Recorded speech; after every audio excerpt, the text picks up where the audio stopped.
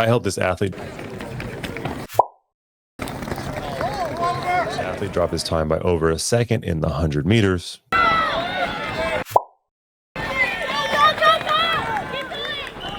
Not just by fixing his form, but by reprogramming his brain.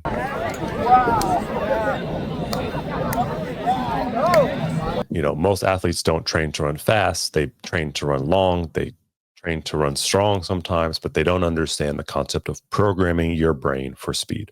So this is my athlete. He's in lane 8 there in the green top. This is maybe after our first week of training. So before this, his best time was a 12:5. I'll show you exactly what we did to not only improve his form, but to improve the way his body responded, the way his brain responded to speed, so that it was automatic. He didn't have to think about it. You can't think your way to running fast. You have to just be programmed to run fast. So let's watch this 12:5. Again, he's in lane 8 in the green. We'll watch it all the way through. We'll analyze it like normal, and I'll go over how to program your brain to be fast. Oh boy, well, look at that start. He's all over the lane. Look at the start. The start is at least, geez, that's 0.3 right there to fix this start. Again, we're looking at lane 8, green, top white undersleeves.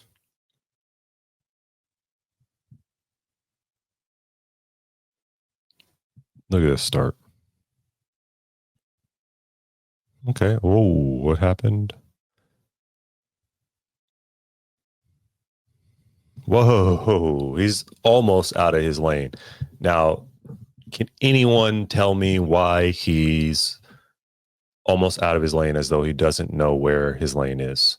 What mistakes, plural, he made that put him in this position to be all the way over here in his lane rather than being straight down the middle? If you want to run fast, then you have to run in a straight line. So there are a few key mistakes he made in the beginning of his race here that put him on the outside lane of his line for consecutive steps.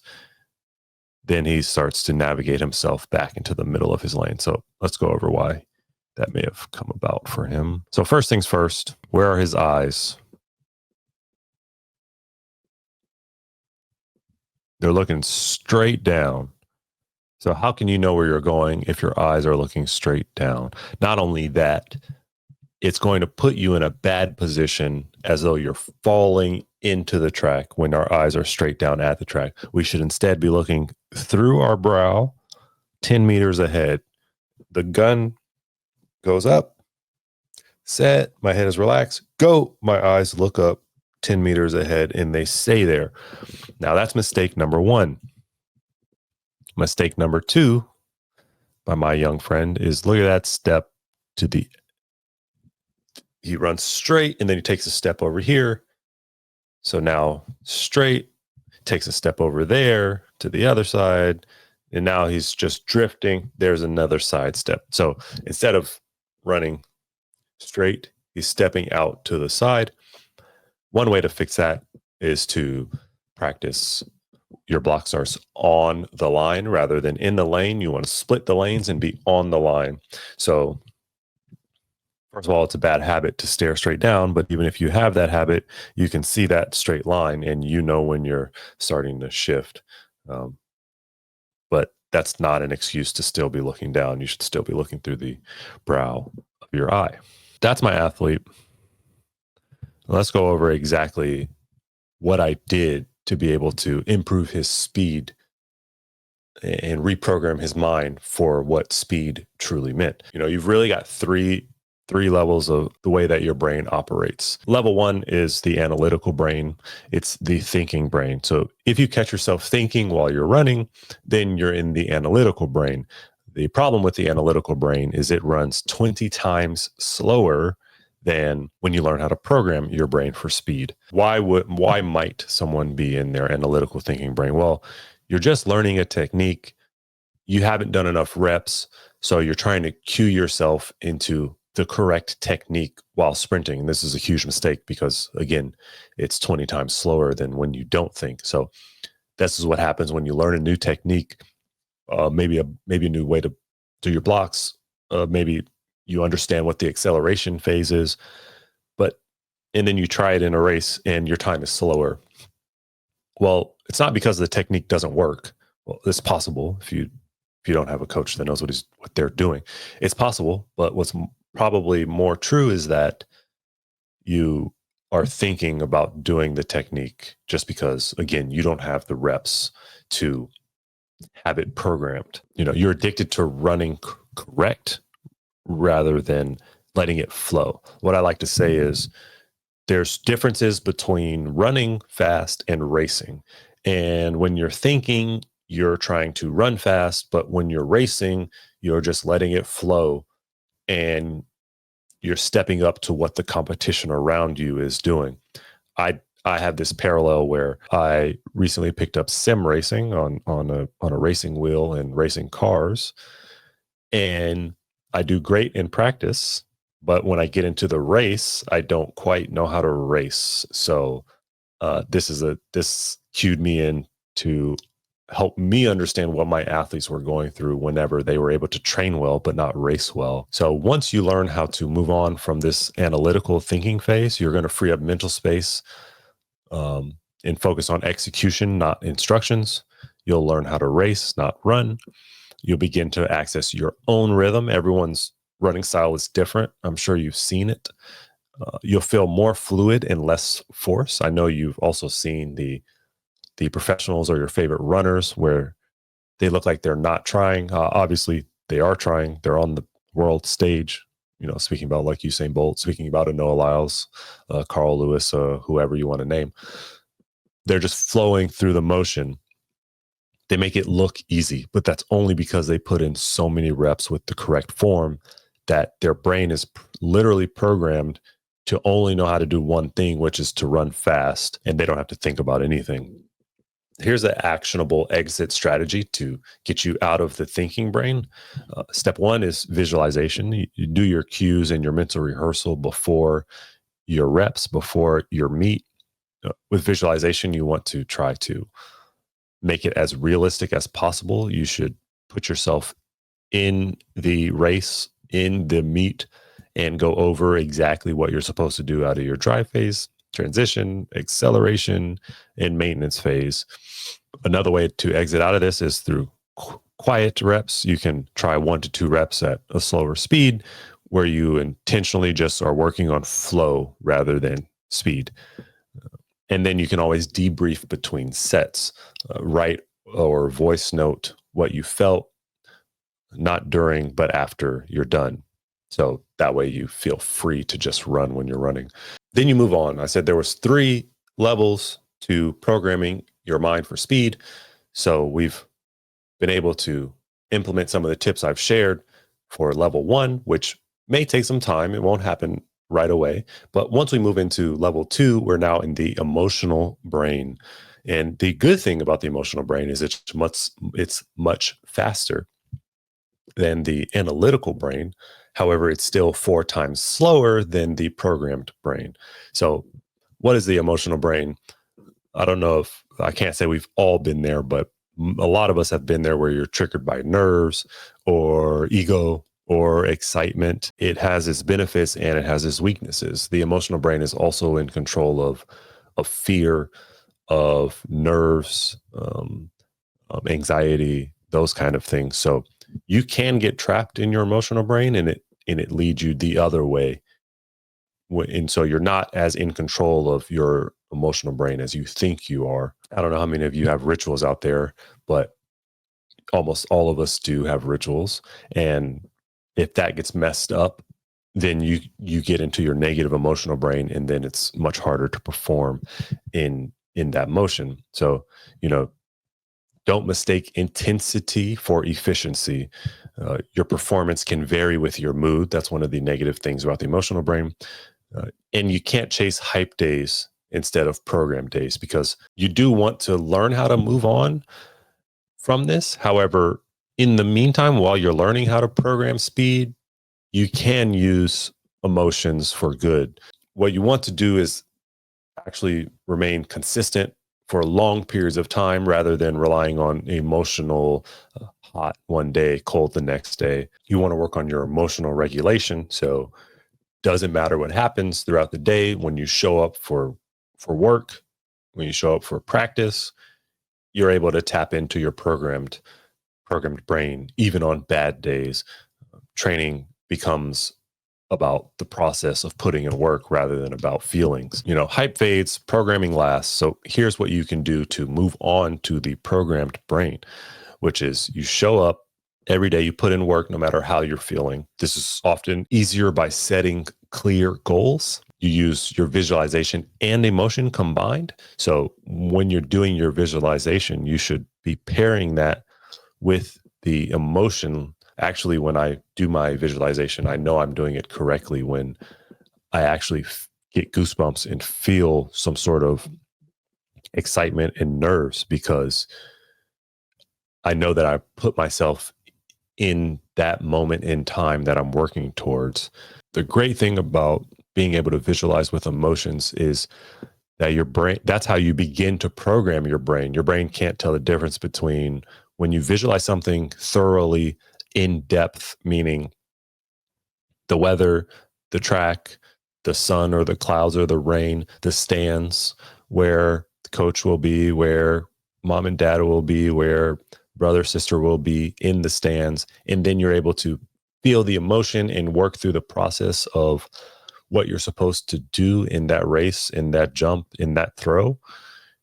Connecting those, visualizing with emotion, is what begins to program your brain. So you definitely want to work on that, because the next level in this system is the programmed brain that runs 20 times faster than the analytical brain, and 4 times faster than the emotional brain.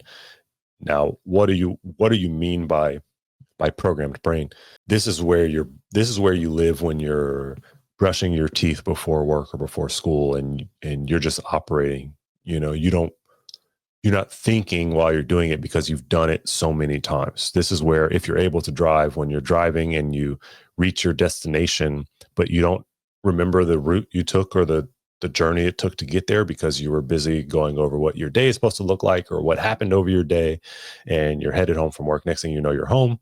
You're headed home from school. Next thing you know, you're home. Your programming took over as far as your driving is concerned. This is exactly what you want when you're sprinting. So you don't work into your programmed brain by just trying harder. You get faster by showing your brain what speed feels like. Athletes who trust the work, who use reps in rhythm, who can rewire their beliefs, are the ones that are working in their programmed brain. This isn't just about talent now. This is about a trained nervous system. And changing your beliefs is one of the hardest things, and yet will provide the greatest return for you as you work on your speed. And how do you change your beliefs about what is possible, about what speed means? It's all about putting in the high quality reps and working towards this level of mastery where sprinting feels natural, fast, and automatic. You're able to trust your training on race day. You have to trust that you put in all the work necessary in order to reach whatever your goals are. And this is what I mean about changing your beliefs. You have to believe that it's almost impossible to not hit your goal based on how you trained. The way that you're able to implement this is to understand, have very, very clear goals. And when I say clear goals, I mean something like, I want to run a 10:32 in the 100, not like, oh, I want to go sub 11. That's not a clear goal. So you want clear goals. You want to make sure that your reps in practice are matching the intensity and speed of your goals. You want to own your own story. So that means when you visualize, you're visualizing the story you want to tell on race day. And of course, there's no way around it besides doing the work. Let's look at how I programmed my athlete to go from 12.5 to 11.3. So when we discuss programming, these are all his races, 400, another 100. So here we go. One of my favorite drills to work on programming for this young man. So you have a cone here at 10, a cone here at 20. You can't see it, but there is a cone here at 30. So We just are going to repeat reps over short distances with a ton of rest that put you in the position of speed. So, you know, maybe he's not able to run a 11:30 over 100 meters right away, but can he get from 0 to 10 in 11:30 speed? Can he get from 0 to 20 in 11:30 speed? And then you build onto it and build onto it. I was working for him to have his default idea of what speed is to be defaulted to the sub 12 region. And the way that you get there is by running short reps really fast with a ton of rest. And then you do it over, and then you do it over, and then you do it over. So that's what this workout is. Now, actually, I'm not sure what distance he's going to, but I know in this workout, he did run out of blocks 3 times 10, 3 times 20, 3 times 30, 3 times 40, got a nice break, 3 times 50, 3 times 60. Much better start. Look at that start. So we got to teach him a little bit of how to relax. But you remember the first start we worked on where he was all over the place? What did we do to change that? Well, just what I told you. He did enough reps of this particular workout in blocks where I was reinforcing, keep your eyes up, reinforcing, push the track behind you in drive phase, reinforcing the arm separation during the start. And so when he lined up to do it in his 11:34 race, it was easy work. And I'll show you that race in a second. Look how much better this start looks compared to the one that we looked at before. So this is an 11:30 guy. We still have a lot of work to do. He's a sophomore. It's very good, good times for him. Yeah, this is it. Look at him. He's looking a little nervous. So he's in lane 3. So this is his 11:34 race, I believe. This is after months of programming. And obviously, again, the idea here is to get his 100 quicker so that his 200 becomes quicker so that we can piece together a fast 400 for him, because his limiting factor was his idea of speed. He was strong, he had good conditioning, but his body had no idea what it was like to run fast. And so we changed that for him in various ways. So let's watch this race. Great drive phase. Look at the patience in his drive phase once again. And then he accelerates for the W. Now, my favorite part is yet to come up. Watch this. 11:36. Excuse me. I said 34. Watch this.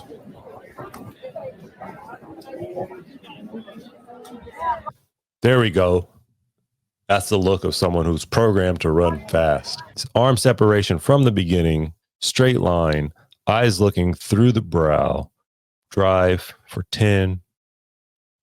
Look at the guy next to him. He's all over the place. Why? Well, any guesses as to why the guy next to him is all over the place with his running? Look at where he's looking. Look at the difference in my athlete here in lane 3. Straight line, eyes looking 10 meters down the track through his brow. In lane 4, looking straight down. And as a result, look at him. He's, boom, 1 foot in my athlete's lane. Now, 3 consecutive steps in the lane next to you is a DQ. We got one on the, okay. Oh, close. Now, these are high school kids. Of course, I'm not over here petitioning like a DQ against this kid. That would not be cool. You just kind of want everyone to do their best. But that's what happens when you look straight down. Now we were on our acceleration phase. We worked on all of this. We programmed all of this. And he didn't panic. He wasn't ahead. The guy next to him who was looking down is ahead. Really important. No panic here from my athlete. He's just going to stay real, especially because he's a 400 guy. He knows he's going to finish strong. Just keep your arm swinging. Keep your turnover fast. Boomba. That's what's up. 11:36. 10. We'll get him to 10 next year. One more time, full speed.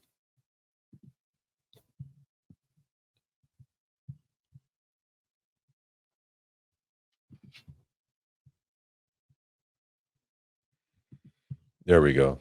So now we know the real secret to speed is not necessarily only how you train your body, but it's how you train your mind as well. So go ahead and leave a comment about which level you are stuck in. Are you an analytical person? Are you always thinking and you find out that you wind up running slower because you're thinking too much? Are you someone who operates on emotion, which is much better, but you find out when you can't get your emotions in the right place, you don't perform as well? Or are you in your computer mode? Are you programmed for speed?